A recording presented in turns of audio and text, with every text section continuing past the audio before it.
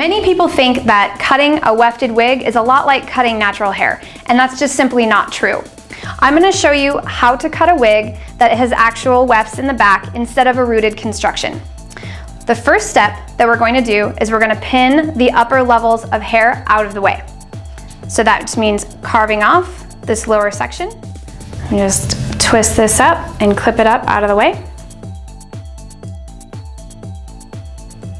You'll notice that I've left some hair around the front too, and that's going to help us establish our base cut. With the hair pinned up out of the way, you're ready to establish your base line. What that's going to be is the line that you're going to follow for this haircut. So for our girl, we're going to do a pretty severe A-line cut. So we're going to come up fairly high in the back. And I'm just going to do a couple notches for now.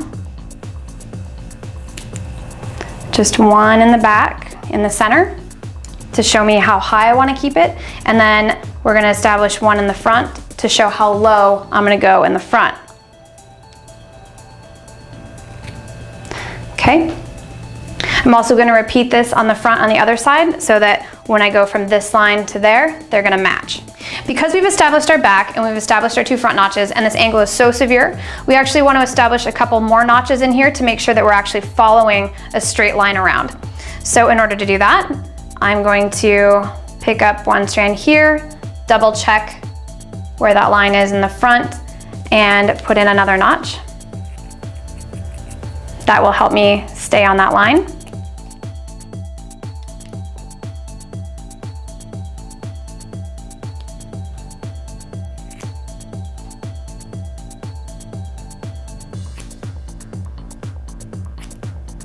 And we're going to put matching notches on the other side.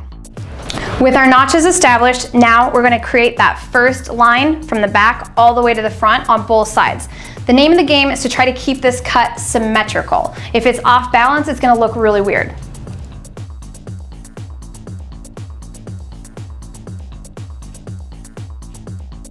You want to take the time to go back and forth, side to side, to always make sure that that symmetry is maintained.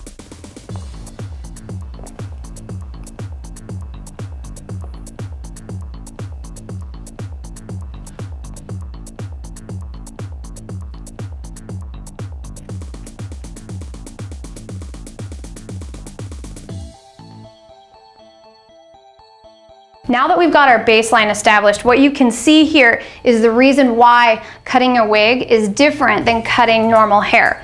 You can start to see these chunks appear. So at each step, we're gonna have to come back through and soften these lines to make it look like it was actually rooted and believable. So the way that we're gonna do that is we're just gonna take these and we're just gonna point cut the ends. We wanna take time at each step to remove these blunt lines.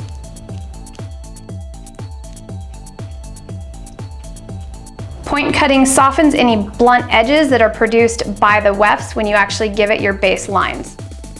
Now that we've softened this base line, we're ready to bring down the next layer. We're going to bring down a thin layer over the top and we're going to point cut that. We're going to continue working in this way until we've completed the rest of the head.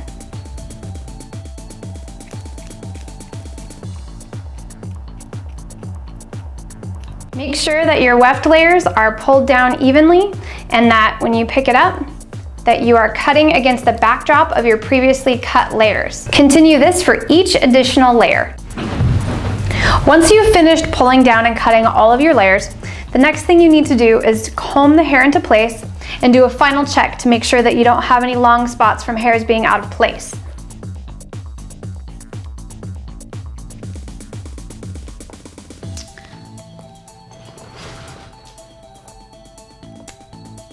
That looks pretty good, and that is how you cut a wig.